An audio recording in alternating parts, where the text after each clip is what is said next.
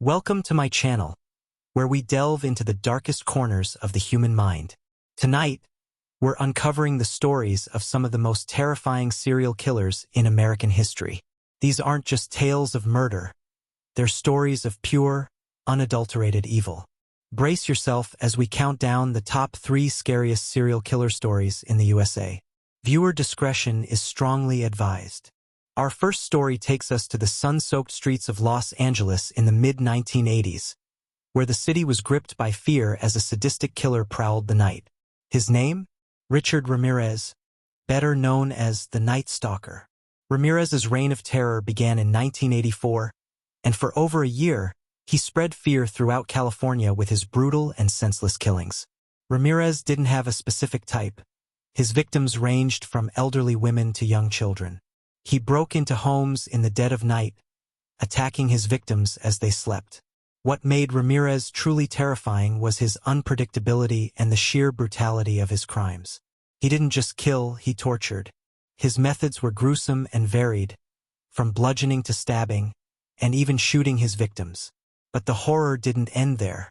Ramirez often mutilated the bodies, leaving behind disturbing symbols that hinted at his obsession with Satanism. One of the most chilling aspects of Ramirez's crimes was his complete disregard for human life. He taunted his victims, reveling in their fear before ending their lives.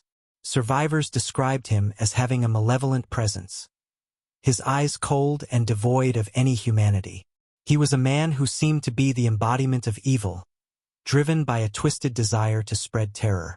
The police were baffled by Ramirez's ability to evade capture, and the city was on edge, with residents living in fear that they could be next.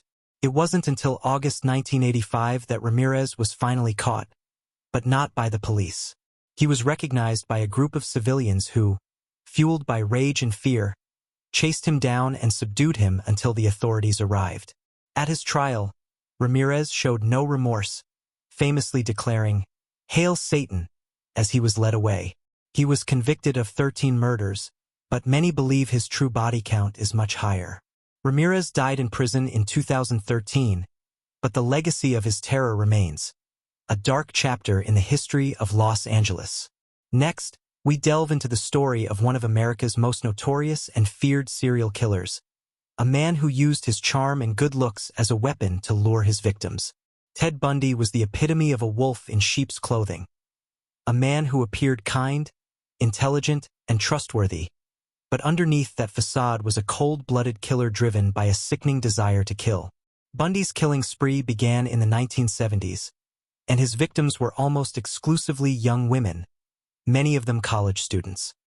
He would often approach them in broad daylight, feigning injury or pretending to be an authority figure to gain their trust.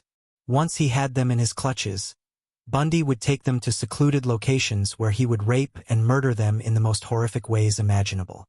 He was known for his brutality, bludgeoning his victims with blunt objects before strangling them.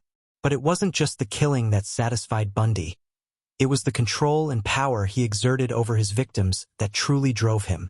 Perhaps the most terrifying aspect of Bundy's story is the sheer number of women he killed. Officially, Bundy confessed to 30 murders, but many believe the actual number could be much higher. His ability to evade capture for so long was a testament to his cunning. He even managed to escape from custody twice, continuing his killing spree after each escape. His final capture came after a nationwide manhunt, and his trial became one of the most infamous in American history. During the trial, Bundy acted as his own attorney, cross-examining witnesses and charming the media with his charismatic demeanor. But beneath that charm was a psychopath devoid of empathy, who took pleasure in the suffering of others. Bundy was sentenced to death and was executed in the electric chair in 1989. His last words were eerily calm, thanking his executioners before being led to his death. Ted Bundy's story is a chilling reminder that true evil can wear a friendly face, and his crimes continue to haunt the families of his victims and the American psyche to this day. Our final and most horrifying story takes us to Milwaukee, Wisconsin, where a quiet, unassuming man lived among his neighbors, hiding a secret so grotesque that it shocked the world. Jeffrey Dahmer, also known as the Milwaukee Cannibal, was a man whose crimes were so depraved that they defy comprehension. Dahmer's killing spree lasted from 1978 to 1991, and in that time, he took the lives of 17 young men and boys in the most gruesome ways imaginable. Dahmer's modus operandi was particularly disturbing. He lured his victims to his apartment with promises of money or companionship, only to drug them, strangle them, and then commit unspeakable acts on their bodies. But what truly sets Dahmer apart from other serial killers is what he did after the murders. Dahmer didn't just kill his victims. He dismembered their bodies, keeping parts of them as trophies. But it didn't stop there. Dahmer confessed to consuming his victims, storing their organs in his freezer, and even attempting to create a zombie-like state in some of his victims by injecting acid into their brains. The sheer depravity of Dahmer's actions is almost beyond belief. He lived among the decomposing remains of his victims, the stench of death permeating his apartment. Neighbors had complained about the smell, but no one could have imagined the horrors that lay within. When Dahmer was finally caught, after one of his would-be victims managed to escape and alert the police, the full extent of his crimes was revealed. Investigators found photographs of dismembered bodies, human skulls, and remains preserved in acid-filled vats. Dahmer calmly confessed to everything, detailing his horrific acts with a chilling detachment that sent shivers down the spines of those who heard him. During his trial, Dahmer's lack of remorse and his matter-of-fact recounting of his crimes stunned the courtroom. He was sentenced to 16 life terms in prison, but even that seemed inadequate for the magnitude of his atrocities.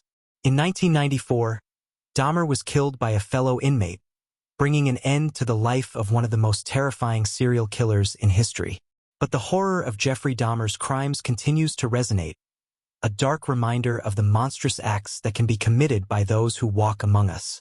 These stories are more than just tales of murder. They're glimpses into the darkest depths of the human soul.